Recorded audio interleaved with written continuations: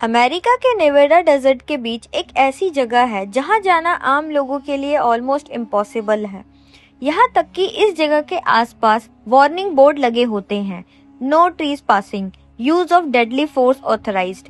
यानी अगर आप बिना परमिशन के यहाँ गए तो आपकी जान भी जा सकती है।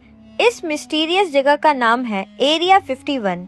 लेकिन सवाल ये है, क्या यहाँ एलियंस छुपाए गए हैं या फिर सच कुछ और है जो दुनिया से छुपाया जा रहा है। 51 यूनाइटेड स्टेट के नवाडा डेजर्ट में एक सीक्रेट मिलिट्री बेस है। ये जगह लास वेगस से लगभग 130 किलोमीटर दूर एक आइसोलेटेड एरिया में बनी हुई है। इस बेस को ऑफिशियली 2013 में यूएस गवर्नमेंट ने एक्सेप्ट किया था। इससे पहले कई सालों तक गवर्नमेंट इसके एग्जिस्टेंस को डिनाई करती थी, यानी लोग जानते थे कि ये जगह एग्जिस्ट करती है लेकिन गवर्नमेंट मान नहीं रही थी। इस बार इसके आसपास हाई सिक्योरिटी होती है। यहाँ arm guard, surveillance cameras, motion sensor और हिडन सिक्योरिटी सिस्टम लगे होते हैं। इवन सैटेलाइट इमेजेस भी यही जगह क्लियरली नहीं दिखाई जाती है। इसलिए एरिया 51 दुनिया की सबसे सीक्रेट जगहों में से एक बन चुकी है। अब आते हैं सबसे इंटरेस्टिंग पार्ट पर, एलियंस की कहानी। ये कहानी शुरू होती है 1947 के एक इंसिडेंट से, रोसवेल इंसिडेंट। 1947 में न्यू मैक्सिको के रोसवेल एरिया में एक अननोन ऑब्जेक्ट क्रैश हुआ था। शुरुआत में यूएस मिलिट्री ने बोला कि ये एक फ्लाइंग डिस्क है, लेकिन कुछ ही टाइम बाद उन्होंने अपनी बात बदल दी और कहा कि वो एक वेदर बलून था। यहीं से लोगों को डाउट शुरू हो गया। लोगों ने कहना शुरू किया कि गवर्नमेंट कुछ छुपा रही है और असल में वो ऑब्जेक्ट एक यूएफओ था। कुछ थ्योरीज के अकॉर्डिंग उस क्रैश के बाद एलियंस बॉडीज और स्पेसशिप के पार्ट को एरिया 51 में ले जाया गया। तब से लेकर आज तक लोग बिलीव करते हैं कि एरिया 51 में एलियंस पर रिसर्च होती है। आज तक कोई भी ऐसा सॉलिड प्रूफ नहीं मिला है जो कंफर्म करे कि एरिया 51 में एलियंस है। अब बात करते हैं रियलिटी की। एक्सपर्ट कहते हैं कि एरिया 51 का मेन पर्पस है सीक्रेट मिलिट्री टेक्नोलॉजी को डेवलप और टेस्ट करना।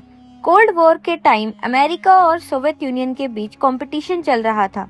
दोनों कंट्रीज एडवांस वेपन और एयरक्राफ्ट बनाने में लगे हुए थे। इसी दौरान एरिया 51 का यूज सीक्रेट एयरक्राफ्ट टेस्ट करने के लिए किया गया। यहाँ कुछ और बहुत ही एडवांस प्लान टेस्ट किए गए, जैसे लॉकहीड U-2, SR-71 ब्लैकबर्ड। ये एयरक्राफ्ट इतने फास्ट और हाईटेक थे कि उस वक्त आम लोगों को ऐसे प्लेन कभी नहीं दिखे थे। जब लोग उन्हें आसमान में देखते थे तो उन्हें लगता था कि ये एक यूएफओ ही है। एक्सपर्ट के हिसाब से बहुत से UFO actually secret military aircraft ही होते हैं। इस मिस्ट्री को और बड़ा बनाने में एक नाम बहुत फेमस है, बॉब लज़ार।